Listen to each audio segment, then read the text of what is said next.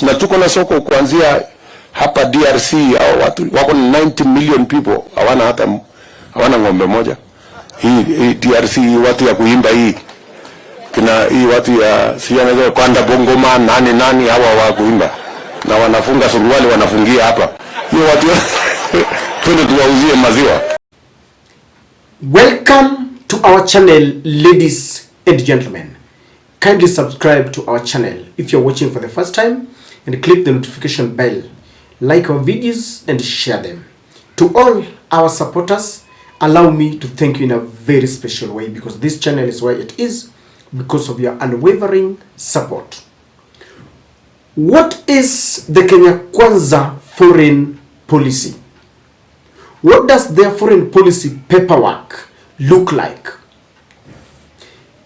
Many people are asking this question because in the past 1 year, when William Ruto ascended to power, we have picked a quarrel with Sudan when two warring parties were fighting and William Ruto was appointed to go and try and arbiter for peace and tranquility.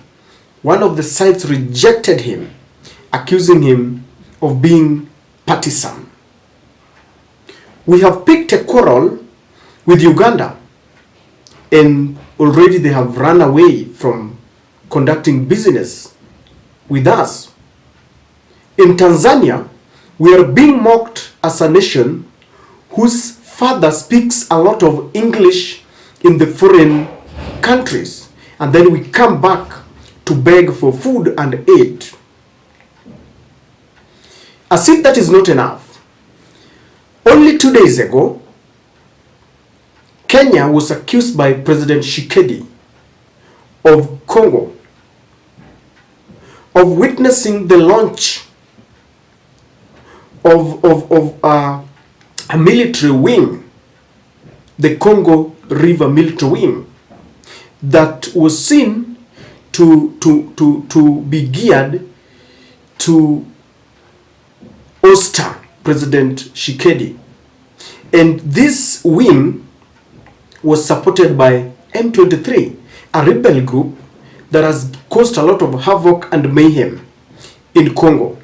In fact, it took the intervention of the Foreign Affairs Ministry to try and cool down tempers after the Congolese government recalled the ambassador from Kenya. Our ambassador to Congo was summoned to go and explain what exactly is happening.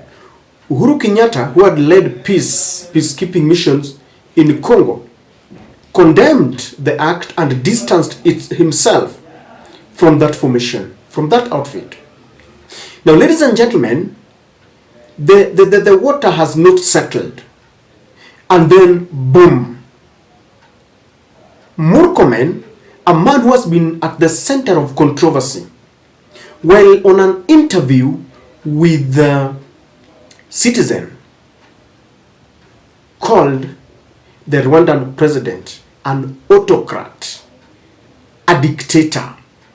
And those sentiments have not gone well with the Rwandan president. I want us to watch this video, but even before we do that, courtesy of Murkomen's statements, on Twitter today, Kagame is trending at number 1. KCSC number 2, Sodom and Gomorrah is trending at number 3, and I need to talk about this. Then Murkomen is trending at number 4. 1, 2, 3. Yes, at number 4. Then Tshisekedi Felix, the president of Congo, is trending at number 5. And it's partly because of the controversy with the Kenyan government and of course the upcoming presidential elections in that country. Watch this video. Rwanda is not like Kenya. You know, like the president said yesterday in the interview that he had with you, we must live with certain expectations as a country that comes with democracy. Rwanda is autocracy, and there whatever the president says is the law. here in this country, if you make, the other day I announced that we wanted to retest the drivers because some of the drivers have no proper training, some of them have medical conditions that does not allow them to be on the roads. But what happened? You know, people caused chaos, went to court. So every decision you make in this country, you must go through first a proposal, then parliament, then public participation. Then after you go through the process, you go through the court, and that is our country. So what has happened, and the size of Rwanda, of course, is almost the size of, say, Kajiado County is even bigger. So you cannot compare the political situation in Rwanda and the size of the country with our country and our democracy. But we must maneuver through the process that we have. That's why we have to employ technology to deal with corruption and cartelism and, you know, all that kind of thing. But if we are a military state, you know that some countries execute people for even a small offense. We cannot do this in our country. We are different, and we must negotiate through the legal processes. And my friend Honorable Nyang understands that it is not a minister or a police officer or a president does not have a silver bullet in terms of enforcement. It's a collective responsibility for all of us. Okay. I want to begin from the onset to say the following. When Uhuru Kenyatta left us, he left a strong and a united East African community. As we speak, Tshisekedi recalled the ambassador to the Congolese ambassador to Dar es Salaam because Dar es Salaam hosts the headquarters of East African community. And he felt that this kind of move is supported by East Africa. And Uhuru Kenyatta left us as a country in a position where we were respected both economically, socially, and politically. We were the hub, economic hub in East Africa. But that has been neutralized. You remember, Madam Suluhu has continued to mock us that investors are running away and going to their country. This unity in East Africa is something that was becoming a thorn in the flesh to the Western countries. And either subconsciously or intentionally, the Kenyan government is working hard to divide East Africa, working hard so that the East African community can be disintegrated. Kenya is very funny. Our president will talk a lot of things positively, but the actions say something else. We preach water and we drink wine. And so someone is out to destroy the unity. You know, when we are weak, we cannot negotiate as a team. People like the Ugandan president, Yoweri Kaguta Museveni, has always called on Africans to unite. Someone is not happy when Africa is united. And these regional blocks must be disintegrated, beginning with East African community, the AGOA, ECOWAS, all those, because this will be in the best interest of the US, UK, European Union, and all those people. When we are divided, as I've said, we are weak. But the conduct and the sentiments of the Kenyan government is really jeopardizing the lives of Kenyans who live in Rwanda. When you called a particular president an autocrat, that is an insult, because we are biting more than we can chew.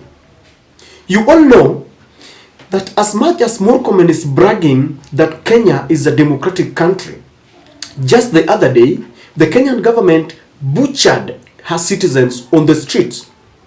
In fact, it attracted the eye of some of the international human rights, even the UN human rights lamented, the Commonwealth human rights lamented. But you never had any neighboring country calling William Ruto an autocrat. I know Rwanda has got its challenges, the same with Uganda and all the other countries. If you ask someone whether William Ruto is a Democrat, he will tell you no. The biggest conversation that is going on here today is the utterances of William Ruto that he was given a sword, and that sword will be used to silence those who are going against his dictates and policies. He has warned those people who are going to court to try and stop his move on the housing levy. That is not a man who can brag to be a Democrat. It can never be. We have a president who has muzzled all the independent institutions. Already, there is a discussion that Parliament, the legislative arm of the government, has been captured and pocketed. The MPs are being used to rubber stamp and ratify what the executive arm of the government wants. The judicial arm of the government is dancing to the tune of the executive. They are being threatened. This is not the kind of government that can brag that it is democratic. Already, you know that there's a recent case of the Aurora and Kimwarer Dam. And the judge who presided on that case said that all the 8 suspects were set free because of the dereliction of duty from the DPP's office, the Office of the Director of Public Prosecutions, that did a shoddy investigation so that the case could be weakened. There isn't any democracy, and Murkomen should not lie to us. We are not going to criticize other countries. Already, even the Kenyan ambassador to Rwanda is a worried man. We have really coexisted with the neighboring countries in a very mutual manner. Our bilateral and multilateral relationship has been one of a kind. But this is going to be destroyed within 1 year by one person, William Samoei Ruto.